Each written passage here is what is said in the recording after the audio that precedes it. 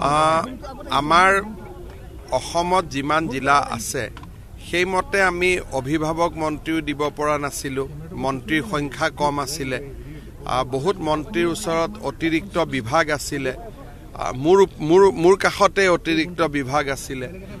গতিকে সকলো বিভাগে যাতে ন্যায় পায়, এই 4জন মন্ত্ৰীৰ আগমনে বা ইণ্ডাকশ্যনে আমাৰ মন্ত্ৰীসভাখন সফল কৰিব। আৰু আমি চেষ্টা কৰিছোঁ যাতে মন্ত্ৰীসভাত সকলো ক্ষেত্ৰ সকলো ভাষাভাষী ৰাইজক আমি যাতে স্থান দিব পাৰোঁ। ডক্টৰ মই ভাবিছোঁ যে ডক্টৰ কালি পৰহি দিনাখন আমি দিম। ডেফিনেটলি সাল সলনিটো হ'বই, কাৰণ 4জন নতুন মানুহ আহিলে পুৰণা থকা মানুহখিনিৰ পৰা কাটি পেলাইতো 4জনক নতুন দিব লাগিব। গতিকে সাল সলনি হ'ব। আজিও নকৰোঁ, কালিও নকৰোঁ, পৰহি দিনাখন কৰিম। মই ভাবোঁ যে মানুহ যেতিয়া ডাঙৰ হয় তেতিয়া আচাৰ ব্যৱহাৰ চাল চলন পৰিৱৰ্তন হ'ব লাগে। এইবিলাক কাম 2009 চনত অখিল গগৈয়ে কৰিছিল, যেতিয়া তেওঁৰ বয়স কম আছিল। আৰু আমাৰ টেলিভিশ্যন চেনেলবিলাকো তেতিয়া অসমত নতুন আছিল।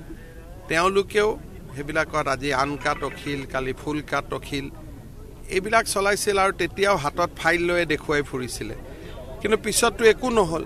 গতিকে মই ভাবোঁ যে ৰকিবুল হুছেইন বা আমি যিটো বয়সত আছোঁ সেই বয়সত এতিয়া আৰু ফাইল টাইল দেখুওৱা এইবিলাক মানে যিটো কাম অখিল গগৈয়ে 10 বছৰ আগত কৰিছিল, এতিয়া 10 বছৰ পিছত আমি কৰিলে তো কিমান ভাল দেখি বেয়া দেখি তেওঁ নিজে চিন্তা কৰিব পাৰে। ডিপ্লু ৰঞ্জনে কৈছে অকণমান আগত যে সামগ্ৰীত তেওঁ পেলেষ্টাইন আৰু ইজৰাইলৰ টিভিত দেখুৱাই আছিলে সাম্প্ৰদায়িক সংঘৰ্ষ কৰাৰ কাৰণে। কিবা তেনেকুৱা কথা একো নাই। চামগুৰিৰ ৰাইজে আমাক ভোট দিছে।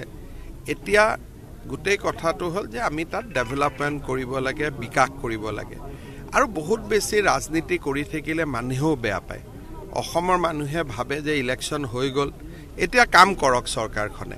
আৰু একেটা কথাকে কৈ থাকি কথা পাতিলে মানুহো ইৰিটেটেড হয়। গতিকে মোৰ লক্ষ্যটো হ'ল যে চামগুৰি, বিহালী, ধলাই, বঙাইগাঁও বা আমাক চিৰাং জিলাত আমাৰ ৰাইজে আমাক ভোট দিছে।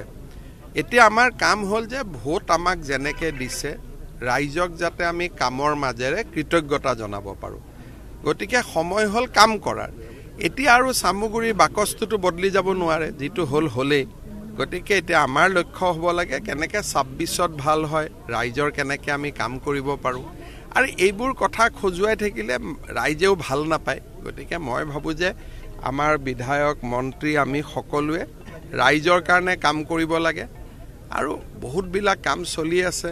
এতিয়া ধৰক এইটোৱে অডিটৰিয়াম, কেইদিনমান আগতে মই আধাৰশিলা স্থাপন কৰিছিলোঁ, এতিয়া হওঁ অৱস্থা পালেহি। গতিকে মানুহে বিচাৰে যে এইখন চৰকাৰে কাম কৰক আৰু আমি কাম কৰি যাম, সেইটোৱে আমাৰ লক্ষ্য।